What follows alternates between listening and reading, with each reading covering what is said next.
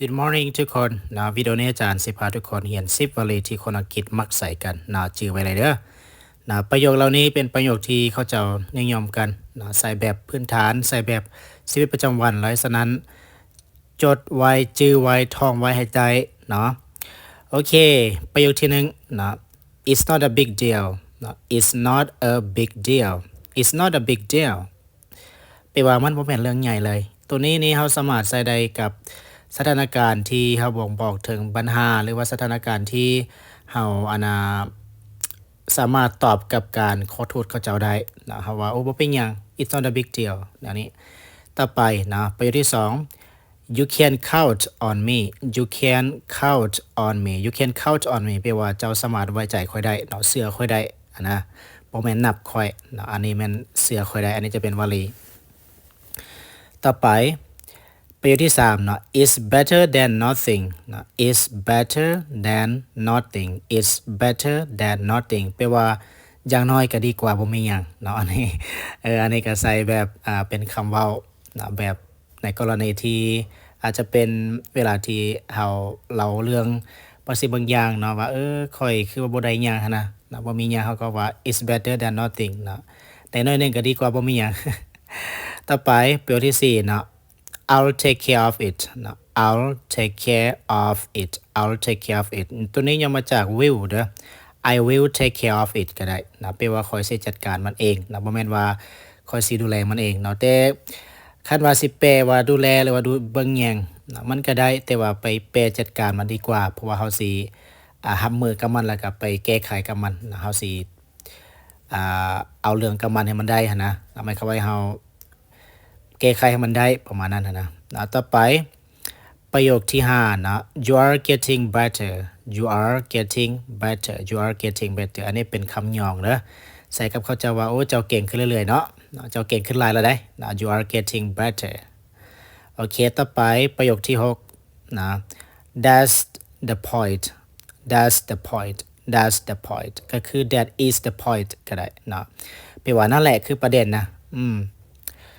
เขาก็พูดสิว่าจังไหนนะ that is the point ตัวอย่างนะต่อไปประโยคที่7เนาะ I feel the same way I feel the same way I feel the same way นะแปลว่า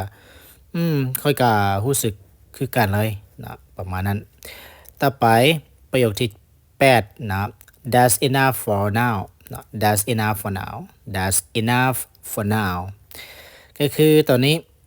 เอาพอสำนีก่อนตอนนี้นะเบาแล้ว that's enough for nowต่อไปประโยคที่9หรือคำที่9มัน don't be mad don't be mad don't be mad แปลว่าจะหายเลยเด้อนะบ่ต้องหาย don't be mad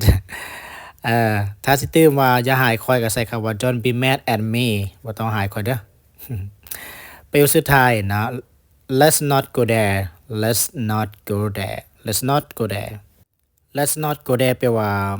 อย่าเว้าถึงเรื่องนั้นเลยนะประมาณนั้นแปลว่าบ่ต้องกล่าวถึงมันเลยแหละรำคาญlet's not go there ไม่ต้องเว้าเลยประมาณนั้น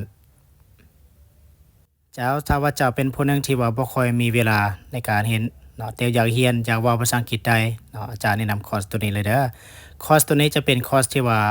ปูพื้นฐานภาษาอังกฤษจนว่าอ่านออกเว้าได้ใช้เป็นแล้วจบคอร์สในคอร์สเดียวเนาะจ่ายครั้งเดียวแม่น 350,000 กีบก็คือเรียนได้ตลอดกาลเลยน้องสิเข้าเรียนเวลาใดก็ได้เนาะบ่จำกัดเวลาเนาะซึ่งในคอร์สนี้อาจารย์จะเฮ็ดเป็นวิดีโอให้เนาะก็คืออาจารย์อัปโหลดเป็นวิดีโอก็คือเรียนผ่านวิดีโอนำอาจารย์เนาะตัวใดบ่เข้าใจแม่นถามอาจารย์ได้เนาะในคอร์สนี้อาจารย์สอนติดศูนย์ ABCD ไปเลยตามรายละเอียดที่อาจารย์เขียนออกมานั้นเนาะถือว่าราคานี้แม่นคุ้มที่สุดเนาะบ่มีผู้ใดเนาะที่ว่าเฮ็ดคืออาจารย์ได้เนาะอาจารย์มอบทุกอย่างให้กับคนที่ว่าบ่มีเวลาน้องมอบทุกอย่างให้นักเรียนทุกคนที่ว่าต้องการภาษาอังกฤษอยากได้ภาษาอังกฤษที่ว่าจ่ายครั้งเดียวแม่นเลิศเลยจ่ายครั้งเดียวแม่นเรียนได้ตลอดกาลและสิเรียนจนว่าโทรศัพท์เจ้าเพพุ่นแหละเนาะโอเคเนาะสำหรับผู้ใดที่ว่าต้องการเนาะแม่นสมัครด่วนเลยเด้อมีนักเรียนหลายคนเนาะถามอาจารย์มักถามอาจารย์ว่าโอ้อาจารย์มีปึ้มฝึกเว้าภาษาอังกฤษบ่อาจารย์ได้เขียนบ่จังซี่อาจารย์เขียนเด้อเนาะตัวนี้จะเป็นปึ้มที่อาจารย์เขียนออกมาเนาะจะเป็นปึ้มสูตรรวมประโยคภาษาอังกฤษทุกอย่างจะอยู่ในนี้และครบจบในปึ้มเล่มเดียวเลยเนาะสำหรับในปึ้มนี้ก็ทุกคนก็สิเห็นตามรูปนี้เลยเนาะอาจารย์ขายราคา 199,000 กีบเนาะอาจารย์เฮ็ดตั้งแต่ศูนย์จนว่าสื่อสารได้เลยเนาะ อาจารย์มีเฮ็ดคำอ่านเนาะคำแปลเป็นประตูลาวตัวอังกฤษนำนะที่ว่าอ่านง่ายสบายตาตามที่ทุกคนเห็นในวิดีโอเลยเนาะและพิเศษในปึ้มอาจารย์แถมเคล็ดลับและก็แถมแอปเรียนฟรีอีกเพื่อไปต่อยอดความรู้ของตัวเองและถ้าจะว่าภาษาอังกฤษได้เจ้ายังสามารถต่อยอดหารายได้หาเงินเพิ่มได้จากปึ้มตัวนี้ได้เนาะภาษาอังกฤษในสุดหลายอย่างเด้อเรียนรู้ไว้เลย